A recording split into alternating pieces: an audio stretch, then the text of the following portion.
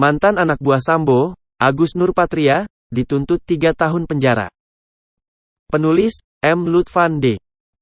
Ex-Kaden Abiro Paminal, Kombes Agus Nurpatria, dituntut 3 tahun penjara. Dia dinilai terbukti turut terlibat dalam perintangan penyidikan atau obstruction of justice dalam kasus kematian Brigadir Nofriansyah Yosua Huta Barat. Menuntut agar Majelis Hakim Pengadilan Negeri Jakarta Selatan yang memeriksa dan mengadili perkara ini, memutuskan menyatakan terdakwa Agus Nurpatria terbukti secara sah dan meyakinkan bersalah, kata jaksa dalam persidangan yang digelar di PN Jakarta Selatan, Jumat, 27/1. Jaksa juga menuntut pidana denda 20 juta rupiah subsidiar 3 bulan kurungan terhadap Agus Nurpatria. Agus dinilai terbukti melanggar pasal 49 junto pasal 33 UU ITE junto pasal 55 ayat 1 pertama KUHP. Dalam kasusnya, Agus didakwa turut terlibat dalam perintangan penyidikan kasus Yosua. Perannya adalah mengarahkan AKP Irfan Widianto untuk mengamankan DVR CCTV di sekitar lokasi kematian Yosua yakni di Kompleks Polri Duren 3 pada tanggal 9 Juli tahun 2022 atau sehari setelah kejadian penembakan. Ada 2 lokasi DVR CCTV yang diamankan, yakni dari pos Satpam depan kediaman Sambo dan rumah kediaman ex-Kasatreskrim Polres Jaksel AKBP Ridwan Soplanit. Menurut jaksa, Agus tidak menolak saat diminta Hendra Kurniawan selaku Karo Paminal untuk mengecek CCTV. Hal tersebut merupakan atas perintah Ferdi Sambo. Agus Nurpatria kemudian malah meminta AKP Irfan Widianto untuk mengganti serta mengambil DVR CCTV. Yang jelas diketahuinya bisa menutupi kejadian sebenarnya, kata jaksa. Dari 2 lokasi itu, diamankan 3 buah DVR CCTV.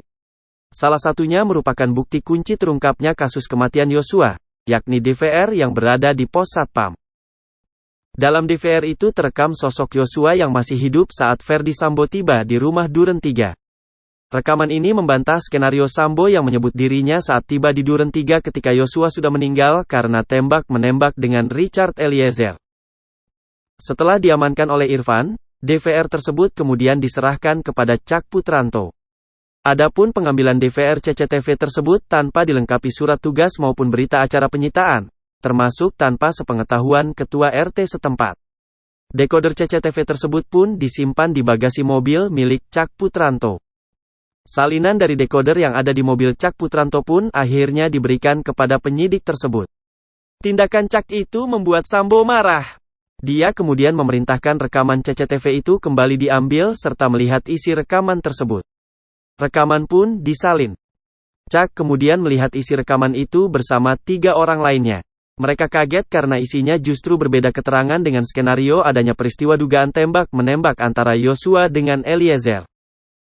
Rekaman itu ditonton oleh Cak Putranto, Arif Rahman Arifin, Baikuni Wibowo, dan Ridwan Reki Nelson Soplangit.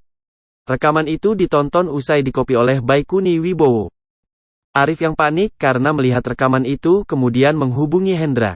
Keduanya kemudian menemui Sambo dan bercerita soal isi rekaman itu. Sambo pun kemudian meminta agar semua DVR dan dekoder CCTV dimusnahkan.